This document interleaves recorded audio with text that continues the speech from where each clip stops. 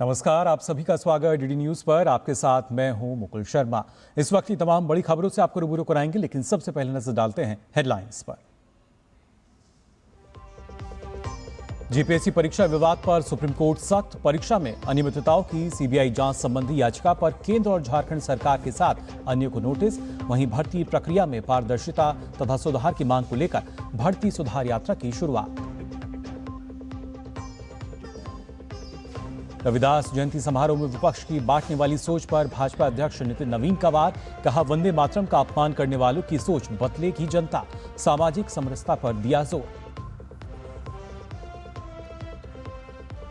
उत्तर प्रदेश के मुख्यमंत्री योगी आदित्यनाथ का राहुल गांधी पर तीखा वार। मनुस्मृति पर भ्रम फैलाने का लगाया आरोप। कहा, अर्बन नक्सलियों के हाथों भारत की वर्तमान पीढ़ी के भविष्य को खराब करना चाहते हैं कांग्रेस नेता। दिल्ली एनसीआर में तेज बारिश के कारण कई इलाकों में जल भराव। यातायात प्रभावित। बारिश के कारण उड़ान संचालन भी बाधित। 2 अंतर्राष्ट्रीय सहित कुल 14 उड़ान की गई डायवर्ट।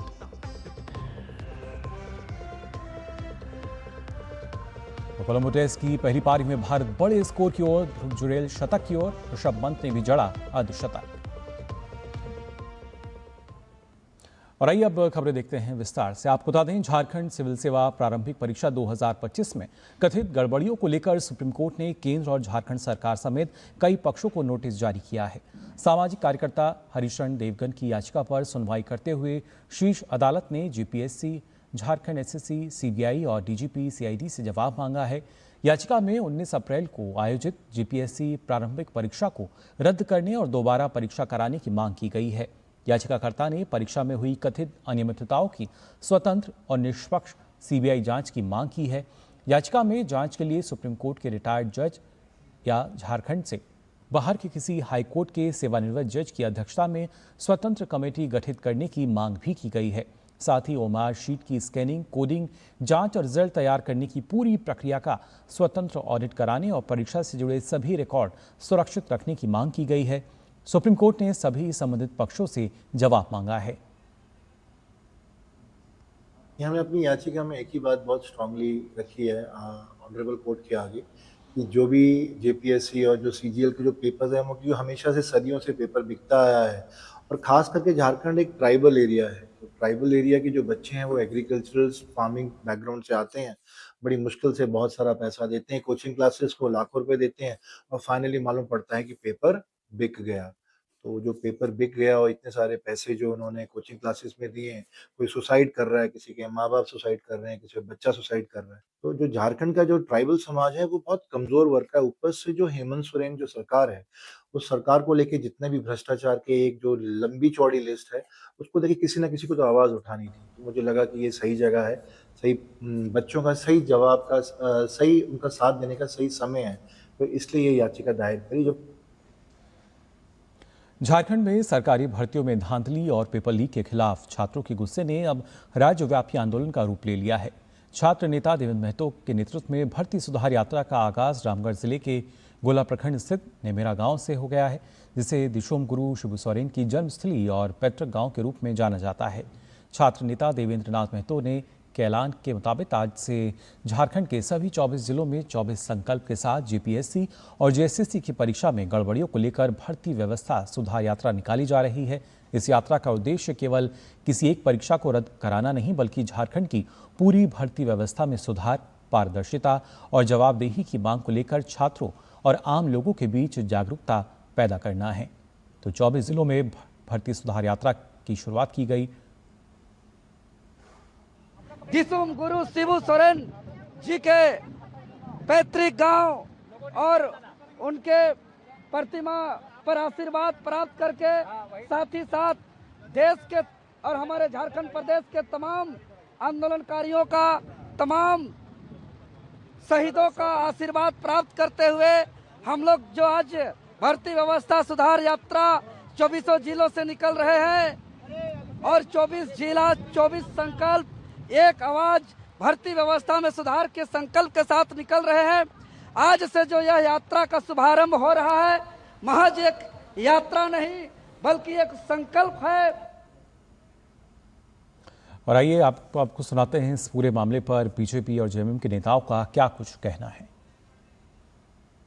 और हमारा कहना है, आंदोलन करने की प्रजातांत्रिक तरीके से संविधान अधिकार देता है। कमेटी खेलना बंद कीजिए मुख्यमंत्री जी, वरना ये छात्र ना आपको सत्ता से उतार देंगे। आपको ठोस निर्णय लेने होंगे। इंटरव्यू में सेटिंग के आरोप में आपके मेंबर के पीए की गिरफ्तारी हो जाती है, लेकिन मेंबर जो एक्चुअली इंटरव्यू बोर्ड में बैठता है, जिसके थ्रू सारा डीलिंग हुआ पीए के थ्रू, वो मेंबर को क्यों गिरफ्तार नहीं किया जाता है? तो कब तक बचाएंगे अपने करीबियों को मुख्यमंत्री जी? इसलिए अब एक्शन चाहिए झारखंड को। रिफॉर्म जो करना है, सरकार उसके प्रति गंभीर है। एक हाई लेवल कमेटी सरकार ने बनाई है, एक काबिल आईएएस ऑफिसर की अध्यक्षता में, और हमें विश्वास करना चाहिए। आज छात्रों को ये लगने लगा अगर कोई हमारा शुभचिंतक है तो ये सरकार है। देवेंद्र महतो जी, अरे सरकार जब काम कर रही है तो इसमें राजनीति क्या कर रहे हैं भाई? और राजनीति आपका कम लगता है, नौटंकी ज्यादा लगता है। संजीदा होइए, थोड़ा छात्रों के हित की बात कीजिए, सुझाव दीजिए। और वहीं दूसरी ओर रामगढ़ के नेमरा गांव में बड़ी संख्या में ग्रामीण सड़कों पर डेरा जमाए हुए हैं। ग्रामीणों के हाथों में पारंपरिक हरवे, हथियार और डुगडुगी नजर आई। ग्रामीणों का कहना है कि मुख्यमंत्री हेमंत सोरेन का विरोध वे किसी भी कीमत पर बर्दाश्त नहीं करेंगे। बात करते हैं राजधानी दिल्ली की, जहां पर तालकटोरा स्टेडियम में संत शिरोमणि श्री गुरु रविदास महाराज जी की 650वीं जयंती के उपलक्ष्य में एक भव्य कार्यक्रम का आयोजन किया गया।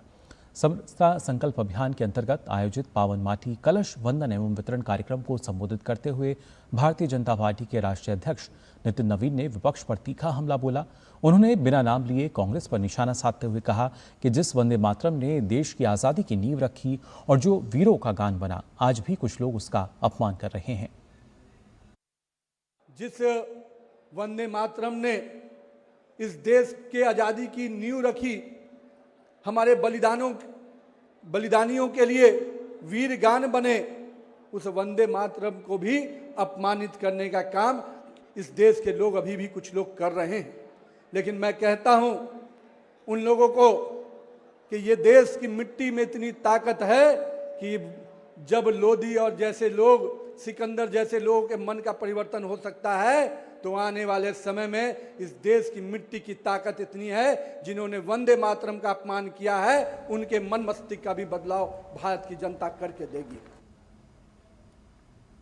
भारतीय जनता पार्टी द्वारा दिल्ली के तालकटोरा स्टेडियम में संत शिरोमणि गुरु रविदास की 650वीं जयंती के उपलक्ष्य में पावन माटी कलश वंदन और वितरण कार्यक्रम आयोजित हुआ और इसमें भाजपा के राष्ट्रीय अध्यक्ष नितिन नवीन मुख्य अतिथि के रूप में मौजूद रहे।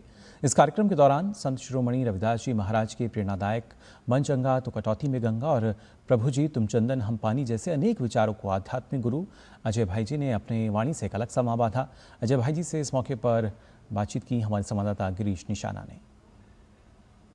जी महाराज की जो बोले सो निर्भय, बोल गुरु रविदास जी महाराज की जय।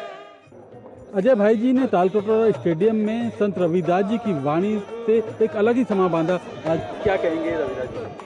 संत का चरित्र हम सब के लिए इत्र की तरह होता है, जो हमें संस्कार की, समरसता की, सहजता की खुशबू बिखेरता है। इसलिए हम सब लोग रविदास जी के जो उनके आदर्श हैं, मन चंगा तो कठौती में गंगा, प्रभु जी तुम चंदन हम पानी, छोटे बड़े सब संग रहे, तो उनकी आज भी शिक्षाएं व्यवहारिक हैं और वास्तविक में उनका उपयोग और जन साधन में उनका जो व्यवहार है, अगर वो निभाया जाएगा तो वास्तव में समरसता का संदेश बहुत दूर तक जाएगा। और वास्तव में ये एक भाव है जो आज दिल्ली में किया गया आदरणीय नरेंद्र मोदी जी की विचारधारा के अनुसार। 650वीं जयंती को मनाया जा रहा है दिल्ली के अंदर, देश भर के अंदर, किस तरह देखते हैं उनकी जयंती? देखिए, हमारा तो सौभाग्य रहा कि हम गुरु रविदास जी गुरुद्वारों में और मंदिरों में करने के लिए विदेश भी गए। काशी से लेकर विदेश तक भक्त आज भी उनकी साखियाँ पढ़ते हैं, उनके भजनों को गाते हैं। तो भजन भाव है और भारतीय संस्कृति में एक संतों का भाव विशेष बना रहता है। इसलिए आज उनको पुनः से एक विशाल रूप कार्यक्रम के रूप में जो स्मरण किया जा रहा है, ये वास्तव में हम सबका सौभाग्य है। और जो हमारी नई जनरेशन है, जिसे हम जी जैन भी कहते हैं, वो भी अगर संतों के चरित्र को पढ़ेंगे तो उनके जीवन में निश्चित रूप से परिवर्तन होगा। तो ये थे अजय भाई जी जो बता रहे थे कि संत रविदास जी की जो वाणी है वो आज भी उतनी प्रासंगिक है जितने की पहले थी। कैमरामैन उत्तम सिंह के साथ गिरीश निशाना, डीडी न्यूज दिल्ली। कांग्रेस नेता राहुल गांधी के मनुस्मृति को लेकर दिए गए बयान पर सियासत तेज हो गई है। उत्तर प्रदेश के मुख्यमंत्री योगी आदित्यनाथ ने राहुल गांधी पर तीखा हमला बोला है। रायबरेली में आयोजित एक कार्यक्रम में सीएम योगी ने कहा कि संविधान की शपथ लेने वाले लोग देश की परंपरा और विरासत को कोसने को अपना अधिकार समझते हैं। उन्होंने राहुल गांधी पर उत्तर प्रदेश और भारत का अपमान करने का आरोप भी लगाया। संविधान की शपथ लेकर के आप भारत की परंपरा को, भारत की विरासत को कोसना अपना जन्मसिद्ध अधिकार समझते हैं। आप यूपी के बाहर जाते हैं तो यूपी को लांछित और अपमानित करते हैं। भारत के बाहर जाते हैं तो भारत का अपमान करते हैं।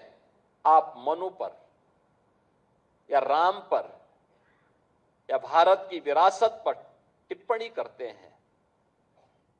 मनु को जानना है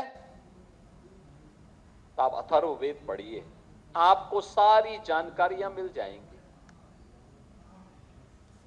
साथ ही सीएम योगी आदित्यनाथ ने राहुल गांधी पर निशाना साधते हुए प्रधानमंत्री नरेंद्र मोदी के खिलाफ दिए गए बयानों को लेकर भी सवाल उठाए। योगी ने कहा कि भारत के प्रधानमंत्री पर अभद्र भाषा का इस्तेमाल सिर्फ एक व्यक्ति का नहीं बल्कि भारत की गरिमा, विरासत और पहचान का अपमान है।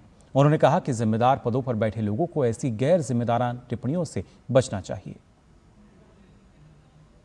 आप जब भारत के प्रधानमंत्री जी के खिलाफ अपमानजनक टिप्पणी करते हैं, अभद्र भाषा का प्रयोग करते हैं, तो ये अभद्र भाषा सचमुच आप भारत को अपमानित करते हैं, भारत की विरासत को अपमानित करते हैं, भारत की वर्तमान पीढ़ी के सामने पहचान का संकट खड़ा करती हैं, क्योंकि यह इंस्टीट्यूशन संदेह के दायरे में खड़ा होता है। और आपको इस प्रकार की गैर जिम्मेदाराना हरकतों से अपने आप को बचना पड़ेगा। और इसी के साथ ही बुलेटिन में वक्त हो चला एक छोटे से ब्रेक का। खबरों का सिलसिला आगे भी जारी रहेगा, आप बने रहिए डीडी न्यूज पर।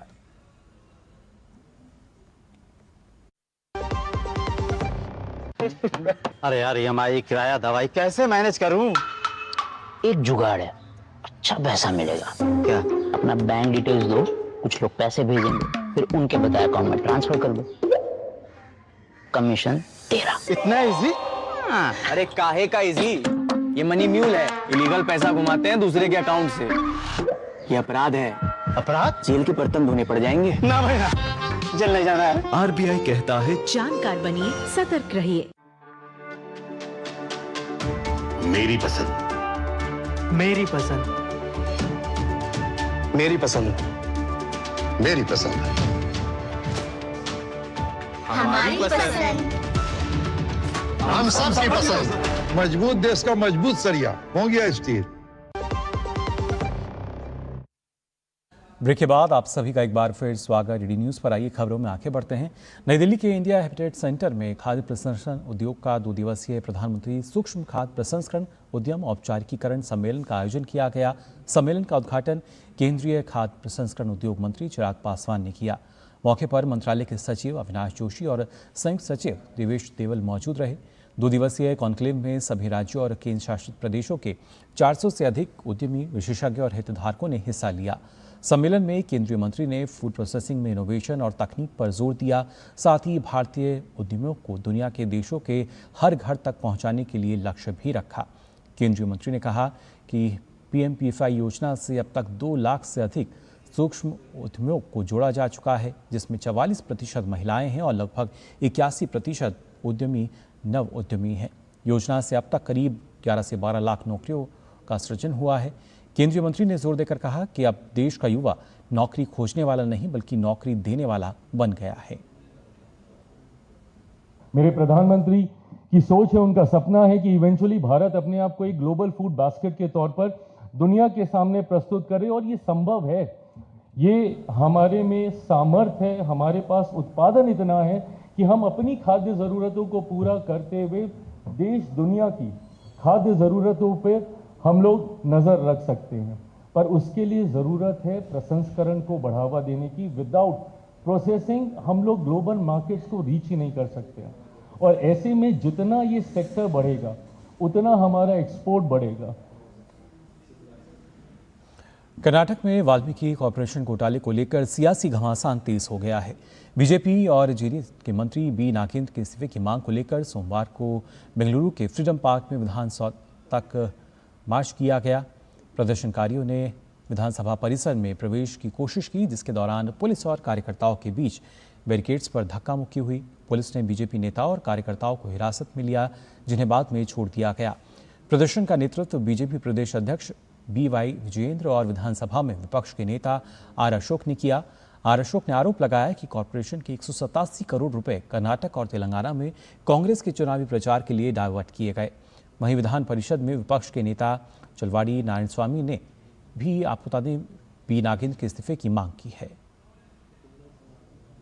From last 1 week, we in the Dharna, we are protesting in the assembly, but there is no response from the Congress side. They are protecting the Mr. Nagendra, who is looted 180 crores of Dalit amount. So we demand that amount have to go to Dalit. That is our demand. That's why today I discussed with all our MLAs. We decided day and night Dharna from now onwards. और वहीं विधान परिषद में विपक्ष के नेता चलवाड़ी नारायण स्वामी ने भी B Nagendra के इस्तीफे की मांग की। साथ ही उन्होंने कहा कि बी नागेंद्र को सिर्फ जमानत मिली है, जमानत मंत्री पद पाने या लूटने का लाइसेंस नहीं है। Only and only demand is Nagendra should resign, or the Chief Minister Mr. D.K. Shivakumar should sack him, because he is not given clean sheet by any court of law. So he got the bail. Bail is not a license to get ministerial berth or to loot. It is not a license. Bhajpa विधायक अश्वत्थ नारायण ने Siddaramaiah cabinet में मंत्री रहे B Nagendra को दोबारा मंत्री बनाए जाने पर सवाल उठाए हैं। Minister Nagendra resigned from the cabinet, in the then Chief Minister cabinet of Siddaramaiah. And later he was arrested in the year 24 itself. Now in the year 26 he's been charge sheeted by CBI, ED, and now he's been re-inducted as a minister. What kind of stand the Congress party has been taken? It doesn't respect the law of the land, it doesn't respect the constitution, it doesn't respect the Dalits' money. B Nagendra को Valmiki corporation से जुड़े घोटालों के आरोप के बीच दोबारा कर्नाटक सरकार में मंत्री बनाए जाने पर भाजपा विधायक SR विश्वनाथ ने कहा कि घोटाले के आरोप सामने आने के बाद भी बी नागेंद्र को कैबिनेट में शामिल करना कर्नाटक की जनता और कानून का अपमान है। नागेंद्र पहले उनका वो पर अंजाम लगाया था, वो वाल्मीकि का वो पैसा खा चुका ऐसा है, इसका वजह से वो पहले इस्तीफा ले लिया सिद्धरामैया। फिर भी वो D.K. शिवकुमार आने के बाद अचानक इनका नाम आ गया। सो वही दिन से हम भारतीय जनता पार्टी अपोज कर दिया, हम लोग उनको किसी हालत पे कैबिनेट में नहीं लेना है। फिर भी वो नागेंद्र को लेके अभी कैबिनेट में मंत्री भी बनाया है। वो पूरा कर्नाटक लोग का ये अपमान होता है। वो असेंबली में भी और बाहर में भी वो पूरा हंगामा लगा दिया, स्ट्राइक भी लगा रहा है। आज भी और कल भी कहाँ तक असेंबली चल रहा है, वहां तक हम नागेंद्र का इस्तीफा लेने के लिए हम प्रेशर कर रहे हैं हम लोग। और अब बात भारतीय एजेंसियों की बड़ी कार्रवाई की। दरअसल विदेश भागे बम्बिहा गैंग के 3 कुख्यात अपराधियों को मलेशिया से भारत लाया गया है। ये फरार अपराधी जसप्रीत सिंह, अजय सिंह और पवनदीप सिंह हैं। बम्बिहा गैंग से जुड़े हैं और ये तीनों। गृह मंत्रालय के अनुसार इन अपराधियों पर सीमा पार हथियारों और नशीले पदार्थों की तस्करी समेत लुधियाना ग्रेनेड हमले की साजिश रचने का आरोप है। गृह मंत्रालय ने कहा कि मोदी जी के सुरक्षित भारत विजन के तहत हमारी एजेंसियों ने अकेले 2026 में 51 कुख्यात अपराधियों को विदेशों से वापस भारत लाने में मदद की है। हाल ही में बीजेपी के राष्ट्रीय अध्यक्ष नितिन नवीन ने अपनी नई टीम का ऐलान किया था, जिसमें एक नाम बिहार के शिवेश कुमार राम का भी था। शिवेश कुमार को अनुसूचित जाति मोर्चा के राष्ट्रीय अध्यक्ष की जिम्मेदारी सौंपी गई है, जिसके बाद आज नई दिल्ली में उन्होंने अपना पदभार ग्रहण किया। पदभार ग्रहण करने के बाद शिवेश कुमार ने राष्ट्रीय अध्यक्ष नितिन नवीन का आभार व्यक्त करते हुए कहा कि मुझे पद नहीं बल्कि दायित्व मिला है। अनुसूचित जाति वर्ग को साथ लाने के सवाल पर उन्होंने कहा कि मेरा लक्ष्य होगा कि भारतीय जनता पार्टी की विचारधारा और प्रधानमंत्री जी के कार्यों को अपने अनुसूचित जाति वर्ग में पहुंचाऊं और 22 राज्यों में जहां बीजेपी है वहां के अनुसूचित जाति वर्ग के लोगों में बाबा भीमराव अम्बेडकर के संदेशों को लेकर जाऊं। मैं आभार व्यक्त करता हूं अपने राष्ट्रीय अध्यक्ष माननीय नितिन नवीन जी का, इतना बड़ा दायित्व जो अनुसूचित जाति मोर्चे का दिया है। मेरा लक्ष्य होगा कि भारतीय जनता पार्टी की विचारधारा को अपने जो वर्ग हैं उनको पहुंचाऊं, माननीय प्रधानमंत्री जी के किए हुए कार्यों को, और जो देश में 22 हमारे राज्य हैं जो भारतीय जनता पार्टी के हैं, उन राज्यों में अनुसूचित जाति वर्ग के बीच में जाकर अवेयरनेस पैदा करना और सबसे बड़ी बात पूजनीय बाबा भीमराव अम्बेडकर जी के संदेशों को लेके जाना। और अब बात मौसम की। दरअसल दिल्ली के कई हिस्सों में सोमवार को भारी बारिश हुई, जिससे कई इलाकों में जल भराव हो गया। वहीं तेज बारिश के कारण यातायात भी प्रभावित हुआ। मौसम विभाग ने रेड और ऑरेंज अलर्ट जारी करते हुए अगले कुछ घंटों में बादलों की गरज और बिजली की चमक के साथ तेज से मध्यम बारिश और 40 किलोमीटर प्रति घंटे तक की रफ्तार से हवाएं चलने का पूर्वानुमान जताया है। दिल्ली एनसीआर में लगातार हो रही मूसलाधार बारिश ने आम जनजीवन के साथ हवाई यातायात की रफ्तार पर भी ब्रेक लगा दिया। खराब मौसम और कम दृश्यता के कारण दिल्ली के इंदिरा गांधी इंटरनेशनल एयरपोर्ट पर उड़ान सेवाएं बुरी तरह प्रभावित हुईं। हालात ये हैं कि एयरपोर्ट पर उतरने वाली 14 उड़ानों को रूट डाइवर्ट कर नज़दीकी शहरों की ओर भेजना पड़ा। इनमें 12 घरेलू उड़ानों के साथ 2 अंतर्राष्ट्रीय उड़ानें भी शामिल हैं। दिल्ली आने वाली उड़ानों में 11 को जयपुर, 2 को चंडीगढ़ की ओर और 1 को लखनऊ डाइवर्ट किया गया। एयरपोर्ट अथॉरिटी और एयरलाइंस कंपनियों ने यात्रियों से अपील की है कि वे घर से निकलने से पहले अपनी संबंधित उड़ानों की स्थिति अवश्य जांच लें, ताकि उन्हें एयरपोर्ट पर किसी तरह की परेशानी का सामना ना करना पड़े। मौसम विभाग की माने तो अगले कुछ घंटों तक बारिश का ये सिलसिला जारी रह सकता है, जिसमें उड़ानों के संचालन में और देरी होने की संभावना है। आज सावन का चौथा और अंतिम सोमवार है। इस पावन अवसर पर देश भर के शिवालयों में सुबह से ही श्रद्धा और भक्ति का अद्भुत नज़ारा देखने को मिल रहा है। बड़ी संख्या में श्रद्धालु मंदिरों में पहुंचकर भोलेनाथ पर जलाभिषेक कर रहे हैं और विधि विधान से पूजा अर्चना कर परिवार की सुख समृद्धि और मंगल कामना कर रहे हैं। सावन के अंतिम सोमवार के चलते शिव मंदिरों में विशेष तैयारियां की गई हैं। शिवालयों को फूलों और आकर्षक सजावट से सजाया गया है। देश के प्रमुख शिवधामों में भी आस्था का अद्भुत नज़ारा देखने को मिल रहा है। सावन के अंतिम सोमवार पर देश भर में भक्ति, आस्था और उत्साह का ये अद्भुत संगम देखने को मिल रहा है।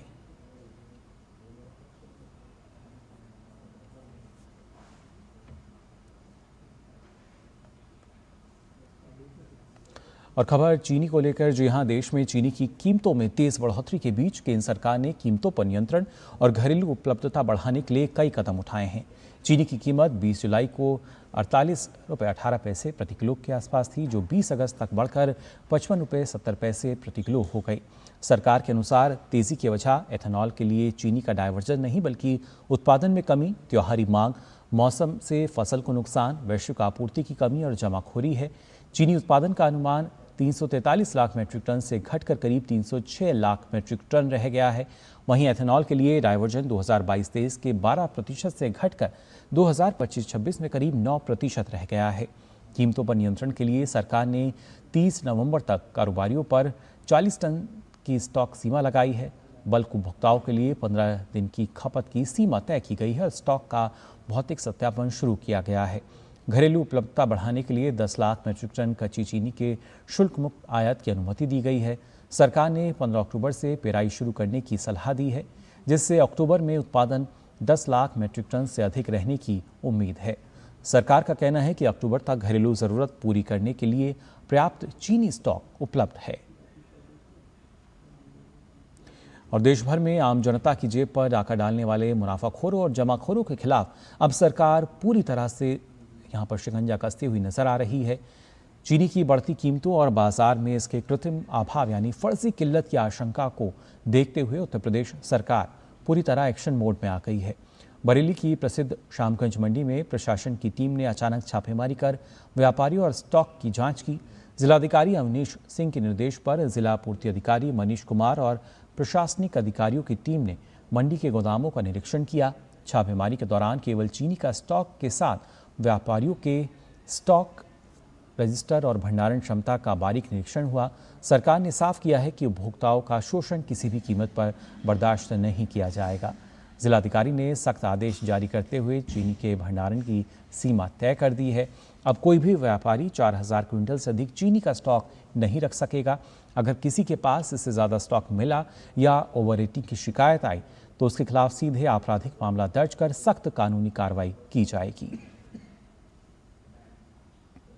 कोई भी 4000 कुंटल से ज़्यादा जो है उसका स्टॉक जो है वो अपने पास नहीं रह सकता है। इसको हम लोग लगातार चेकिंग करा रहे हैं और यहाँ पे हमारे जो चीनी के स्टॉकिस्ट भी हैं जो इस जनपद के, उनको भी बुलाया गया था। उन्होंने भी पूरी तरह से सपोर्ट देने की बात कही है। कोई भी ओवर प्राइसिंग ना करने पावे, कोई ओवर रेटिंग ना करने पावे, तो लगातार हमारी पूरी टीमों को अलर्ट कर दिया गया है। और हम लोग ये कह रहे हैं कि जो भी चीज़ें हमारे शुगर मिल से शुगर को, जो चीनी को उन्होंने बेचा है, कि तत्काल डिलीवरी जो है दुकानों तक करा दें।